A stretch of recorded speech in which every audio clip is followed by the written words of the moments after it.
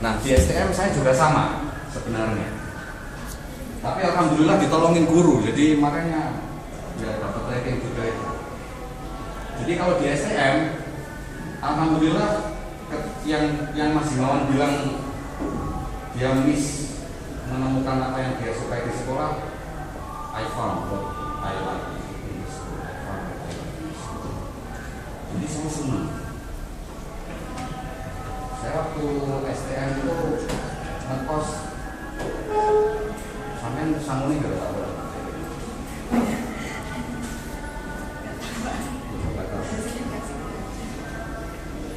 Saya seminggu itu 10.000. Zaman dulu. Pulang Surabaya Blitar 1.500 PP turunnya. Dari Serengat, dari Blitar ke Rejotangan tambah 300. Nyebrang Sungai Brantas, jalan kaki 2 km. Jadi tiap minggu pulang, soalnya harus pulang. Kalau nggak dapat uang terus ambil beras. Saya masak sendiri. Nggak mampu beli buku. Jadi saya sekolah nggak bawa pulpen, nggak bawa kertas. Butuh aja. Tapi saya senang. Jadi ya lungguh yang pojok nang buri, merhatiin gurunya. Jadi saya senang. Yang penting pokoknya saya membenchmark ya, mengukur dengan diri saya sendiri. Nakal, saya nakal. Di rapot mungkin bolos isinya cuma 2-3, tapi 100 meter saya bolos bisa 10. Dan bolos saya nggak kemana-mana, isi. Bolos harus nekos ke sana ya, bolos sering saya, tapi kalau mau bolos milih harinya. Oh pelajaran ini aku isi sore tahun bolos. Jadi bertanggung jawab, gitu loh, nakal tapi tanggung jawab. Rokok saya. Tapi saya nggak pernah yang namanya ngerokok di luar pakai seragam, nggak pernah isi. Merokok di dalam sekolah pernah. Dan di luar mengeluarkan baju dikeluarin entah itu nggak pernah isi. Ngeluarin baju di dalam sekolah dijiliti di nanti.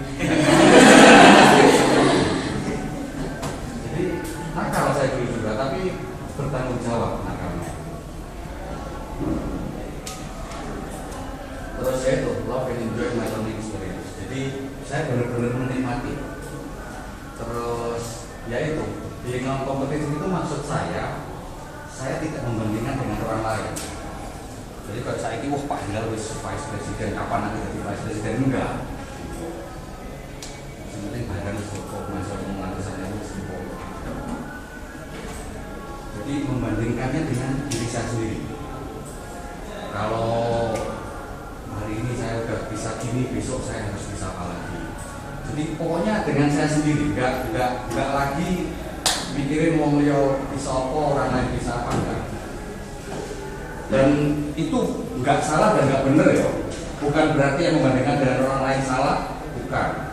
Jadi ini sudut pandang yang berbeda. Gitu.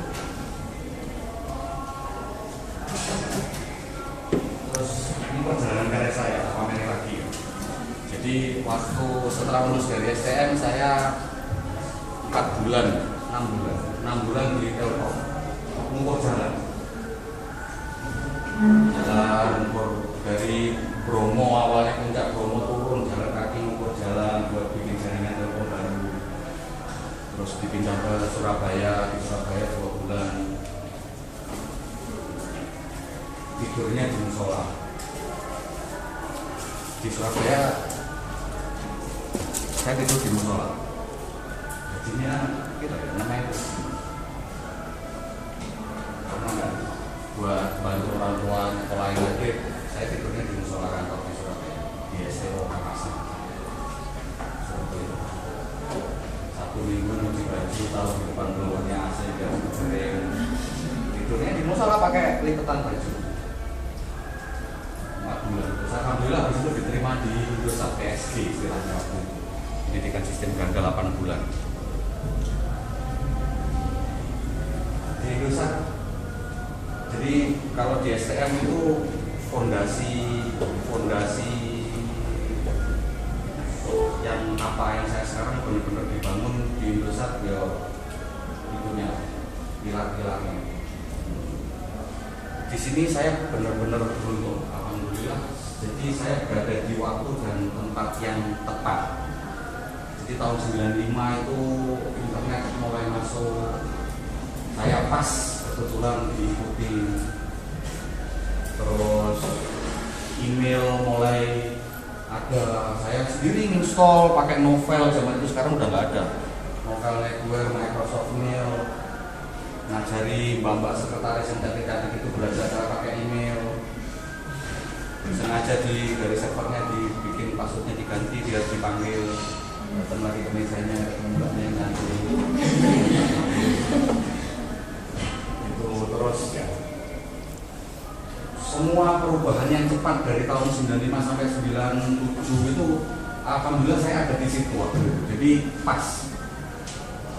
Dan ya itu karena dibekali oleh fondasi yang kuat ketika di STM dulu. Jadi saya mampu beradaptasi dengan cepat.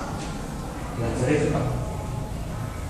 Jadi ya itu yang mulai sertifikasi Microsoft, Cisco kayak Mas Himawan itu, tapi nggak sampai expert kayak gitu. Tapi yang pernah ngicipin, hanya tahun aja. Terus ketika tahun 99 2000 ini cerita lagi ya. Ketika tahun 97 mau diangkat jadi pegawai tetap di Indosat, ada istilahnya pendidikan dasar. Apa ya, meskipun saya karena saya suka dan selalu compete dengan saya sendiri, jadinya juga ini akhirnya ya kayak di sekolah, kalau semester ganjil saya selalu ranking 1, kalau semester genap tak lelen habis itu. Soalnya saya nggak pengen juga kalau ranking 1 terus. Jadi kita itu waktu di sekolah itu kayak saya naik dewi. Jadi kalau semester genap di situ tak lelen no. Tapi masih tetap ranking 2, ranking 3. Tapi serius, saya jelek-jelekan. Tanya dulu kayak yang sepuh-sepuh itu, namanya kerjakan PR nggak pernah kertas sedang nggak bawa. Tapi alhamdulillah ya ditolong juga mungkin. Sama juga ketika di Indosat. Ketika pendidikan dasar, saya jadi siswa terbaik juga. Terus diangkat pegawai tetap di Indosat bulan Mei 97, bulan Desember 97, belum genap setahun, saya jadi karyawan teladan. Dikirim ke Amerika, dolar-dolar ke Disneyland, Los Angeles, melihat Hollywood. Tahun berikutnya jadi lagi. Jadi meskipun nggak berkompetisi dengan yang lain gitu ya, karena saya selalu ingin improve saya sendiri, jadinya juga gitu. Dan yang bikin saya lebih nggak suka lagi waktu itu ketika terlalu awal, terlalu muda, terus jadi karyawan teladan 20 tahun akhir rasanya jadi banyak juga cobaannya akhirnya. Sampai yang isukan macam-macam. Nah itu salah satu kenapa saya kok pengen jadi kaum tengah. Saya sempat diisukan ngancem-ngancem mau menjatuhkan sistemnya Indosat. Saya sampai dipanggil direktur administrasi waktu itu, dipanggil, diklarifikasi. Ya, orang saya sistem administratornya, saya punya passwordnya ke semua server gede. Nah, kalau saya mau jatuhin dari dulu juga jatuh, saya bilang gitu. Jadi banyak juga yang akhirnya iri. Itu juga yang membuat saya nggak ingin jadi orang yang spesial. Saya ingin jadi kamu. Terus tahun 99 2000 alhamdulillah dunia berubah lagi. Awal mula mobile internet, GPRS pertama kali kebetulan ya alhamdulillah saya ikut juga. Jadi saya ikut 21 orang pertama yang membidani lahirnya AMP ini. Tapi aku kuliner itu bos saya 21 orang awal timnya aku, termasuk Pak Anton, salah satu teman saya di AMP. Nah itu awal-awal kita ya perubahan itu ya, dari teknologi dari fix ke mobile, mengenalkan internet dan sebagainya di mobile, dan saya ikut juga gitu. Jadi alhamdulillah, jadi saya ikut di semua perubahan yang sangat cepat terjadi di masa itu. Terus perjalanan karir saya setelah di Indosat gaji terakhir saya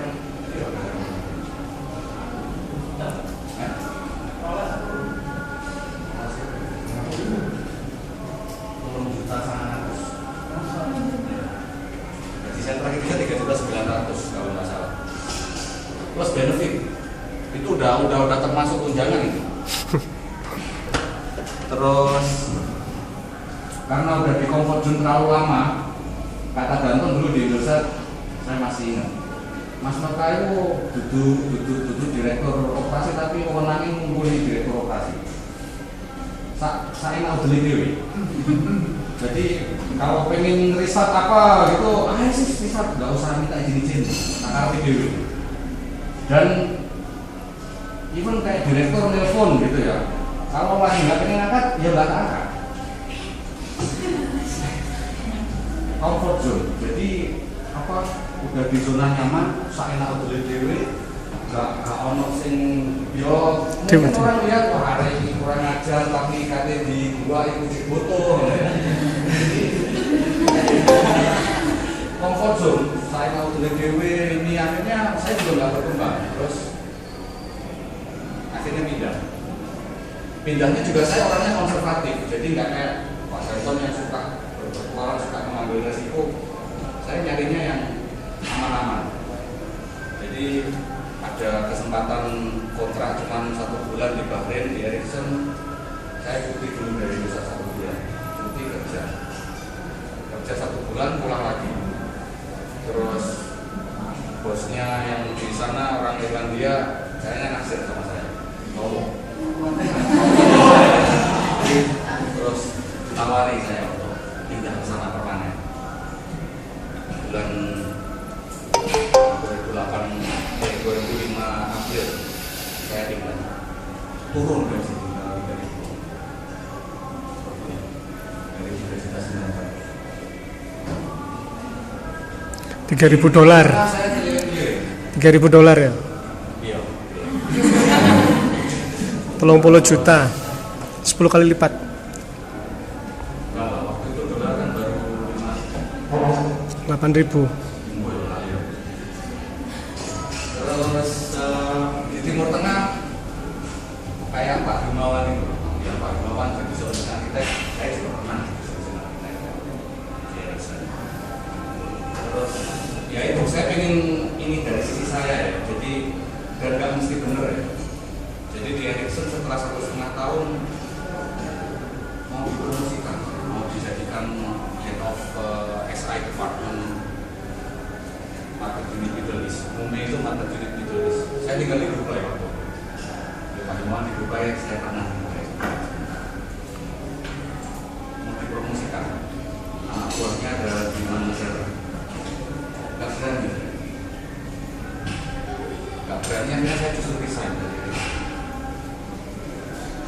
Karena waktu itu saya berpandangan bahwa anak buah 16 India, Pakistan, Yemen, seluruh.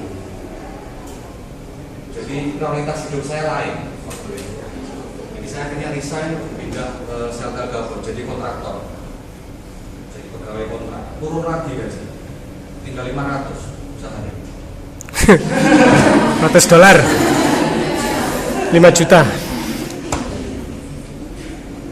Berarti 150 juta sebulan. Loh, 500. Tahun kerja itu 1,5 tahun di Selta Gabon itu Gabon itu Afrika Barat. Afrika Barat dekat dengan Kongo.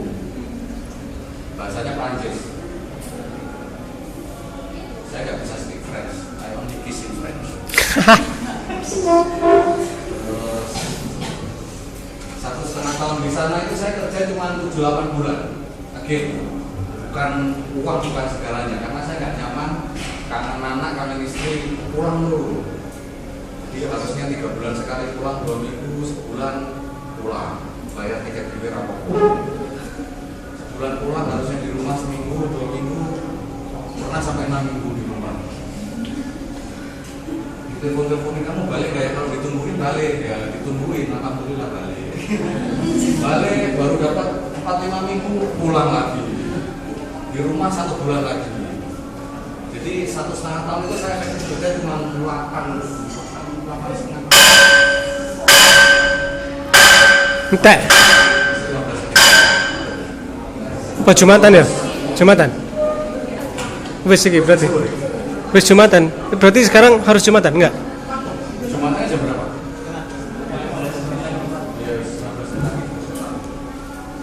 Ya, terus Oke. bagi saya uang bukan segalanya, yang keluarga. Jadi waktu istri mau melahirkan anak kedua nganggur, saya sengaja nganggur 7 bulan nganggur, sampai anak umur 3 bulan, 4 bulan, anak kedua. Rekening rupiah tinggal 12 juta tahun habis. Setelah 7 bulan nganggur, waktunya nyari kerja lagi. Nyari kerja lagi, alhamdulillah seminggu kemudian dipanggil interview di Oman. Berangkat ke Oman untuk interview di bandara, lagi parkir, ditelepon dari Amsterdam. Mau di interview juga minggu depannya ke Amsterdam. Wah, aku mantan penjajah. Hanya bisa susah. Terus akhirnya sama mereka di interview di Kuwait. Jadi minggu itu interview ke Oman, minggu berikutnya interview ke Kuwait. Akhirnya saya pilih yang Kuwait.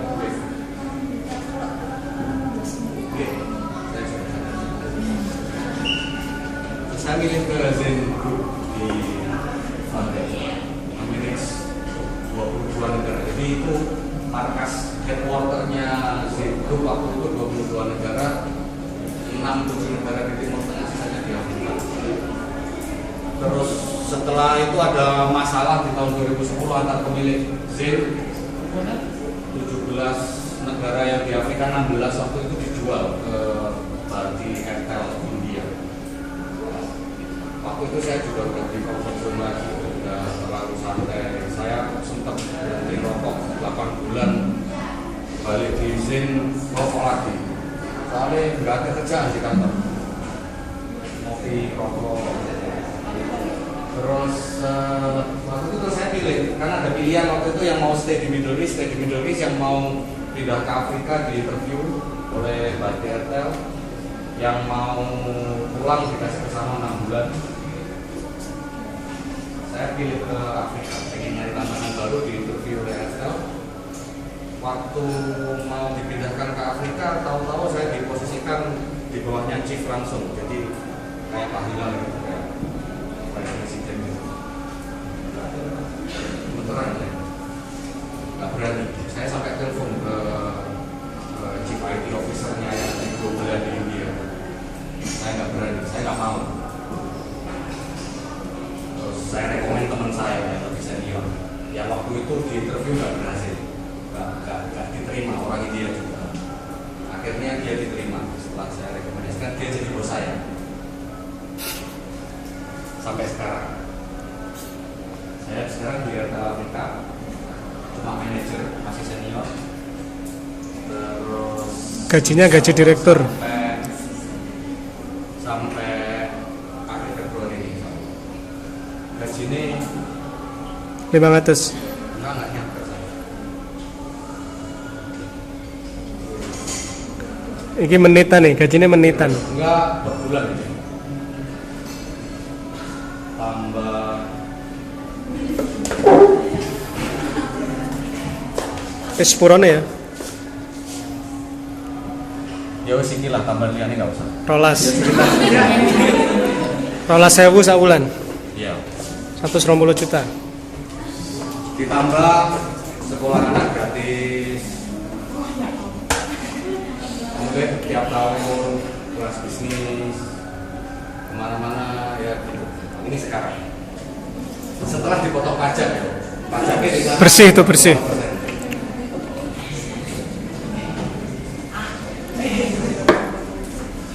Terus ya itu saya di comfort zone lagi sekarang.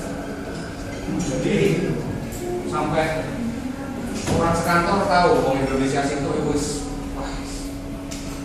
code of conduct. Kalau di kantor ada yang namanya code of conduct ya, nggak boleh bicara sembarangan, nggak boleh ini. Wah, code of conduct nggak berlaku buat si ini gitu. Kalau punya prinsip saya kalau telat sehari nggak boleh 2 kali. Kalau datang telat pulang jangan sampai telat.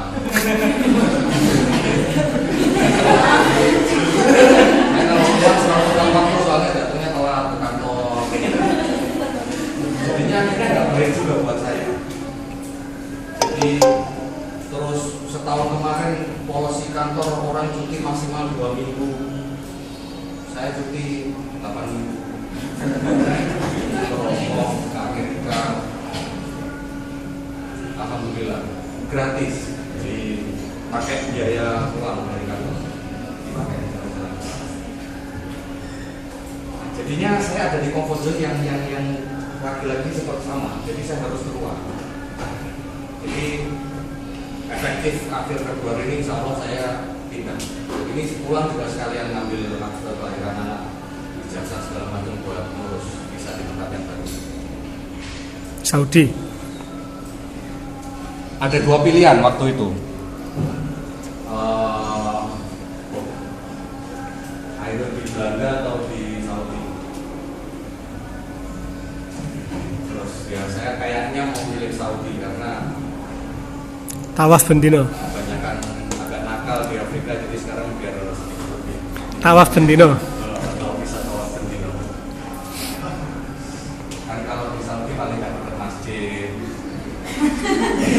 Kalau di Afrika mau sholat aja susah, nyari tanda darurat di kantor.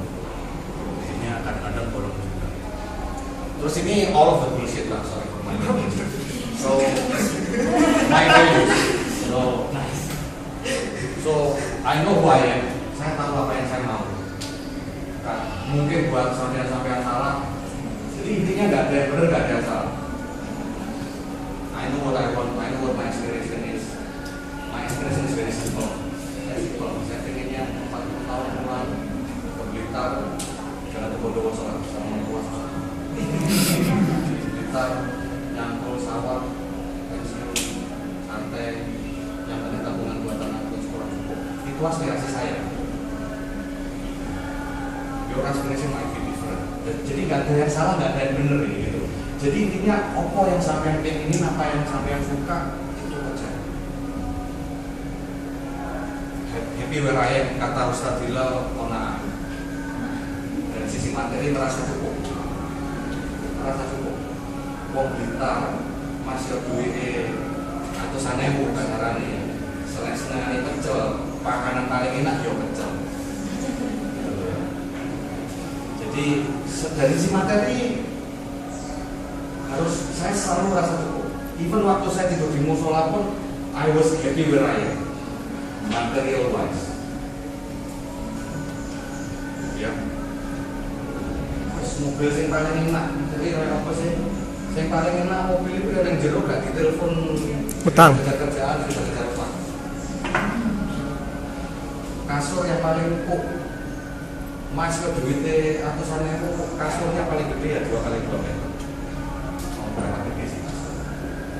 Jadi buat saya dari sisi materi saya selalu merasa cukup. But I keep craving for challenges immaterial wise. Jadi saya suka tantangan baru. Pokoknya wah sekarang aku season ini apa meneh apalagi. Keep life balance. Yaitu jadi saya pun sampai sekarang namanya jam 6 sore mau siapapun yang telepon nggak saya angkat. Kalau anak-anak udah tidur baru mulai. Jadi saya selalu balas itu, coba kita ya kayak dulu sekolah tiap malam nggak perlu belajar, siang udah belajar. Jadi tiap minggu ganti film saya selalu ke bioskop waktu sekolah dulu. nggak pernah enggak. Enak, uripe enak. Uripe enak. Jadi balance ya, awan mesti mau, bengi seneng-seneng. Terus avoid comfort zone berpulau. Jadi terus break the cycle. Jadi kalau lagi comfort zone udah mulai comfort, break the cycle. Jadi break the cycle tuh nggak harus berkaitan dengan kerjaan ya. Jadi kalau waktu itu saya pernah yaitu break cycle, wah stop rokok, pengen stop. Jadi stop, benar-benar stop sampai 7-8 bulan. Karena pengen merubah hidup. Kadang-kadang misalkan sholat biasanya asar dan ini kati maghrib baru sholat, mulai besok 10 menit setelah azan harus sudah sholat. Break the cycle gitu ya. Jadi potongnya kebiasaan itu berubah. Akhirnya berubah ke yang lain kan. Sholat biasanya diolor-olor malah tepat waktu, akhirnya kerjaan juga kadang-kadang jadinya nggak diolor lagi. Jadi akhirnya merembet. Nggak harus berkaitan ya. Pokoknya break the cycle. Jadi ketika sudah mulai merasa comfort, coba break. Ya cepat. So what next? Getting out of my comfort zone right now. Pindah ke Saudi, the Big Blue, ke IBM, Insya Allah. Tempat Tuhan bekerja di sini. Ya IBM. Naiknya nggak banyak, ya tetap di kisaran itu. Ya paling nambah dikit lah. Miliar loh ibu, miliar, 1.000 sak miliar. Loh, 1 itu 100.000 pokoknya per year. Saya itu setahun sekarang itu sekitar 158.000. 15 M bagi 12, Nah, 1,5 M. kalau Pak Matematika aku elek ya. Kalau Pak Datang 1 bulan. Sekarang paling saya sekitar 175. Enak ya. Sekarang tak pameri paketnya ya kira-kira lebih kurang sama. Terus ya itu saya dari dulu menghindari punya anak buah. Dulu punya junior satu aja nggak sukses, lari dia. Pak Danton ini akhirnya lebih sukses lagi kan sekarang. Dulu sempat jadi junior saya di Indonesia. Nah sekarang saya ingin mencoba yaitu leadership test. Nantinya di Saudi mungkin jadi punya anak buah banyak. Yaitu break my cycle, getting out of my comfort zone. Ya itu dari saya.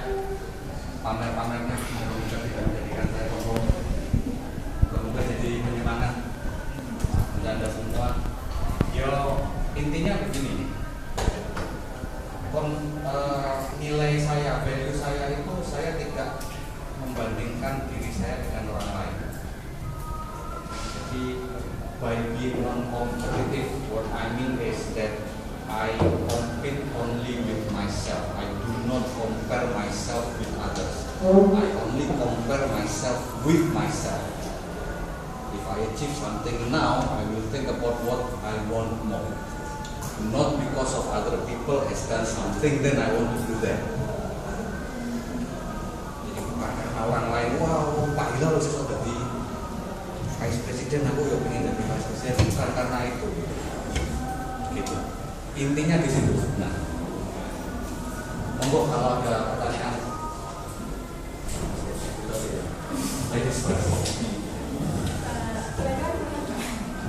Kuliah ya. Saya kuliah 8 tahun baru lulus. Kuliah dari tahun 96 lulus 2004. Kalau nggak nikah nggak lulus. Saya juga 7 tahun. Jadi kalau sampai sekarang ditanya orang, even di luar negeri pun ditanya, kamu dari universitas di Indonesia, saya selalu bilang, I'm a high school graduate. I come from a technical high school di Malang. It's called STM Telkom. And then I went to university while I was working. Jadi yang saya selalu sebut alamat saya pertama itu selalu STM. Gitu. Kuliah 8 tahun, kalau nggak nikah nggak lulus. Karena setelah nikah istri saya yang turun kuliah. Terus kadang-kadang dia yang ujian. Persis sama. Jadi saya nggak sempat ujian, dia yang ujian pakai kartu kuliah saya. Jadi jasanya sedang tidak. Dan alhamdulillah ya, trust me. Ketika mulai saya keluar dari Indosat, ijazah saya nggak pernah ditanyakan. ijazah itu ditanyakan justru ketika saya pindah ke Ericsson di Middle East misalkan ya, nggak ditanyain ijazah, tapi sampai sana untuk ngurus visa, karena kalau di Middle East kalau visa, kalau nggak pakai ijazah sarjana visanya biasa, kalau visa pakai sarjana, pakai ijazah sarjana bisa gaji sopir, bisa bawa pembantu gitu. Karena untuk status itulah jadi butuh ijazah, bukan karena untuk kerja. Kayak sekarang saya mau ke Saudi, saya pulang ini ngambil ijazah asli untuk proses visanya, bukan untuk di tempat kerja. Karena untuk dapat visa istilahnya muhandis engineer di Saudi harus bawa ijazah itu. Kalau nggak gitu nanti nggak bisa punya sopir, nggak bisa punya pembantu kayak gitu. Ya, saya punya sopir. Saya Pak Dono juga. Next. Mas Moka yang sekarang sudah berada di titik kesuksesannya kayak gini, pernah nggak berada di titik tertentu kan? Yang pernah Mas Moka rasain? Kalau aku kan.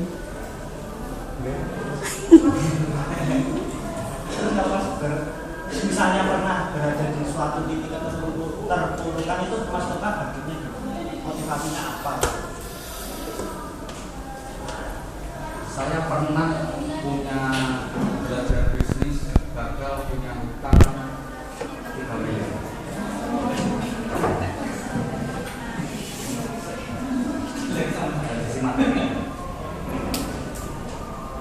Tapi ya apa aku biasa aja rasanya. Saya stres amat terus ya tak cicil. Meskipun itu harusnya bukan tanggung jawab saya gitu ya, sebenarnya saya bisa ini my conscious call istilahnya ya, karena kesadaran saya pribadi, saya nggak ingin orang mendoakan saya jelek segala macam, saya gitu. Dan nggak tahu ya, saya dulu nggak merasa yang terpuruk sih, jadi karena bagi saya ya itu materi itu bukan segalanya. Jadi saya alhamdulillah selalu merasa cukup dengan materi yang ada sekarang.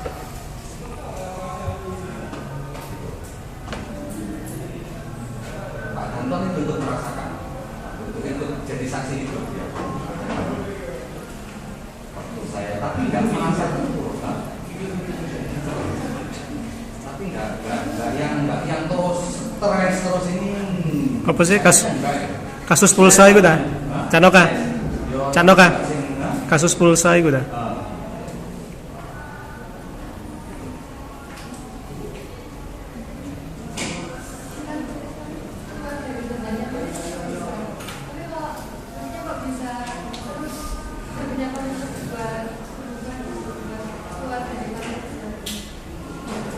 Ya itu tadi break the cycle, dan nggak harus jadi kayak misalnya wah saiki wis ngerti jaringan, pengen liyane harus belajar komputer juga, nggak harus. Jadi intinya break the cycle itu maksudnya kalau sampai biasanya gini aja tahu-tahu dipotong gitu, diubah. Jadi nggak harus yang relevan, nggak harus yang berkaitan dengan itu. Jadi apa yang tadi itu nggak ada hubungannya dengan kerjaan, kan? Tahu-tahu berhenti rokok, tahu-tahu sholatnya agak tepat waktu. Jadi itu kan break cycle. Jadi kalau break cycle biasanya nanti berantek ke yang lain. Jadi sampai identifikasi apa yang bisa langsung dipotong ini kebiasaannya.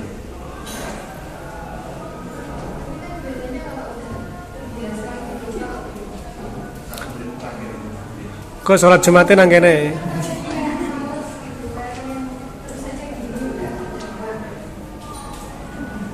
Ya itu tadi. Karena gimana ya? Saya hidup itu tiap hari selalu mencari besok ngapain ya, ini apa ya, baru apa ya. So ya itu. Jangan membandingkan, kalau saya orangnya nggak membandingkan dengan orang lain, tapi yang ngaji apa nih, mau ngapain lagi gitu. Jadi selalu mencari hal yang baru, express new. We are now living in a torrent of information, kalau kata orang. Jadi informasi itu kayak air bah sekarang. Whatever you want to do, it's out there. The information is just out there. this is the time when how smart you are is defined by how first you Google it. Sekarang itu sampai-sampai kepintaran seseorang itu kadang-kadang diukur dari siapa yang bisa yang Google pertama kali. Jadi informasinya itu ada di sana. Information are out there. Whatever you want to do, information is out there. Sekarang justru sangat mudah dan berat juga karena terlalu banyak informasi itu yang ada sekarang. Tantangan. Jadi kalau saya penting yang paling penting break the cycle. Entahlah apalah gitu ya. Moro-moro putus karo pacare misalnya ganti ae boleh semua elek. Pokoknya break the cycle. Biasanya boleh sing ayu-ayu saiki boleh sing elek. Atau gimana pokoknya gitu. Kalau saya biasanya gitu. Udah paling itu aja ya. Terima kasih banyak atas waktunya, semoga bermanfaat. Yang bertanya